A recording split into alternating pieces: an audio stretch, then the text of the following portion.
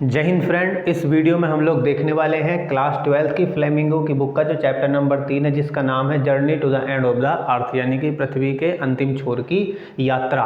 पृथ्वी के अंतिम छोर की यात्रा, इसका जो इंपॉर्टेंट लॉन्ग क्वेश्चन है उसका हम अर्थ समझने वाले हैं। एग्जाम में कभी कभी ये भी आपके लिए आ जाता है, तो चलिए इसको समझने की कोशिश करते हैं कि इसमें क्या कहने की कोशिश की गई है। तो वाई इज माने क्यों है, अंटार्कटिका द प्लेस माने वो एक ऐसी जगह, टू गो माने जाना चाहिए, टू अंडरस्टैंड समझने के लिए, द अर्थ माने पृथ्वी के, प्रेजेंट यानी कि वर्तमान, पास्ट यानी कि भविष्य, पास्ट यानी कि भूतकाल, एंड द फ्यूचर माने भविष्य। यानी कि इस क्वेश्चन में ये पूछा जा रहा है कि भैया अंटार्कटिका एक ऐसी जगह क्यों है जहां हमें जाना चाहिए, ये जानने के लिए ताकि हमें ये पता चल सके कि पृथ्वी का प्रेजेंट, पास्ट और फ्यूचर कैसा है।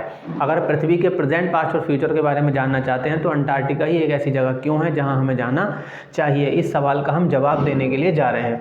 तो इंट्रोडक्शन में हमने क्या लिखा है, इफ माने यदि, वी माने हम, वॉन्ट टू स्टडी माने अगर हम अध्ययन करना चाहते हैं किसका, the earth present, past and future, पृथ्वी के वर्तमान, भूत और भविष्य का, तो भैया अंटार्कटिका इज द प्लेस माने वो स्थान है, टू गो जहां हमें जाना चाहिए। यानी कि यदि अगर हम पृथ्वी के प्रेजेंट, पास्ट और फ्यूचर का अध्ययन करना चाहते हैं तो अंटार्कटिका ही वो एक ऐसी जगह है जहाँ हमें जाना चाहिए।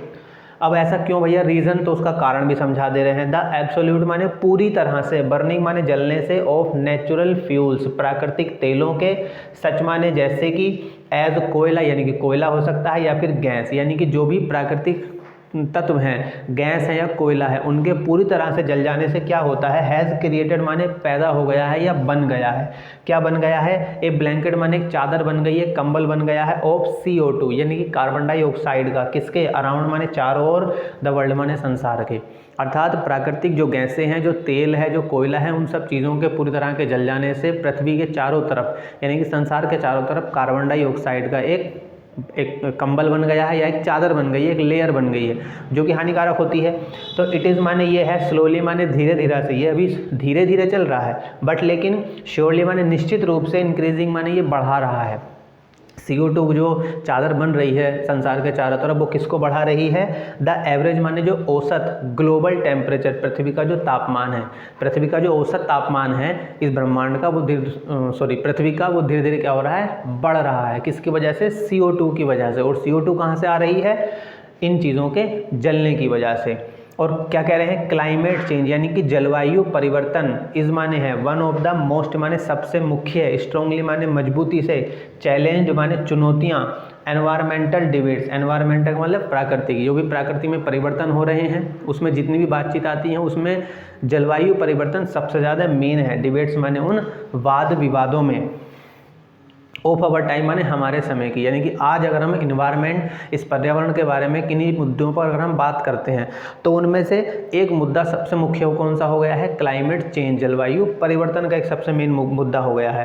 तो अब इससे सवाल क्या खड़ा हो गया है, विल माने क्या, द वेस्ट अंटार्कटिका, जो वेस्ट अंटार्कटिका है, शीट माने उसकी जो परत है, मेल्ट क्या वो पिघल जाएगी, एंटायरली माने पूरी तरह से, क्या जो वेस्ट अंटार्कटिका की जो परत है वो पूरी तरह से पिघल जाएगी यानी कि पानी पानी हो जाएगा। तो विल इट बी माने क्या ये होगा, द एंड माने अंत, ऑफ द वर्ल्ड माने संसार का, और क्या इसी की वजह से जो है संसार खत्म हो जाएगा। ये सवाल खड़ा हो रहा है कि क्या भैया अंटार्कटिका की जो वेस्ट शीट है वो पिघल जाएगी और क्या यही संसार का अंत होगा। इट में भी, ऐसा हो भी सकता है, और नॉट, और नहीं भी, ईदर वे, पर दोनों ही मामलों में Antarctica is the decisive element, दोनों ही स्थितियों में अंटार्कटिका है। ए डिसिसिव का मतलब एक निर्णायक, और एलिमेंट का मतलब एक तत्व है, एक बिंदु है, इन दिस डिबेट माने इस वाद विवाद में, यानी कि इस बहस में अगर हम उलझते हैं कि खत्म होगा या नहीं होगा, दोनों ही स्थिति में अंटार्कटिका ही एक सबसे निर्णायक बिंदु हमारे लिए साबित होता है। क्यों भैया, क्योंकि Antarctica is the only place, क्योंकि अंटार्कटिका ही धरती पर एक ऐसी जगह है, इन द वर्ल्ड माने संसार के अंदर, विच माने जिसने, हैज़ नेवर सपोर्ट माने जिसने कभी सपोर्ट नहीं किया है, फिजिकली माने भौतिक रूप से, ए ह्यूमन पॉपुलेशन को, यानी कि अंटार्कटिका, आपको पता है धरती पर 7 महाद्वीप हैं, अंटार्कटिका भी एक महाद्वीप है। अंटार्कटिका पर कभी भी इंसान जो है पैदा नहीं हो पाया, वहाँ हम सर्वाइव नहीं कर सकते हैं। तो वही लाइन यहाँ लिखी गई है कि भैया अंटार्कटिका ही वो एक ऐसा स्थान है दुनिया के अंदर जिसने कभी भी सपोर्ट नहीं किया है भौतिक रूप से ए ह्यूमन पॉपुलेशन यानी कि मनुष्य की जनसंख्या को पनपने में। एंड देयरफॉर माने, और इसीलिए भैया रिमेन्स माने ये रह जाता है, रिलेटिवली माने सापेक्ष रूप से, इन इट्स ओरिजिनल कंडीशन, और इसीलिए जो है धरती पे यानी कि जब से वो बना है तब से अब तक उसकी ओरिजिनल कंडीशन है, वो अपनी मूलभूत स्थिति में है। इन दिस रेस्पेक्ट माने इस दशा में। क्यों? क्योंकि बाकी 7 महाद्वीपों पे से 6 महाद्वीप जो हैं उन पर तो जनसंख्या है, हम लोग रह रहे हैं, हम लोग एशिया महाद्वीप में आते हैं, भारत एशिया में लगता है। अंटार्कटिका जो महाद्वीप है वहाँ सिर्फ बर्फ़ ही बर्फ़ है, वो जब से बना है तब से ऐसा ही है, यानी कि इसी वजह से वो बिल्कुल वैसा है। और जब वो अपने सापेक्ष रूप में है, अपनी ओरिजिनल फॉर्म में है, तो हमारे लिए आसान होगा उसके बारे में जानने के लिए, क्योंकि उसमें कोई परिवर्तन नहीं हुआ है।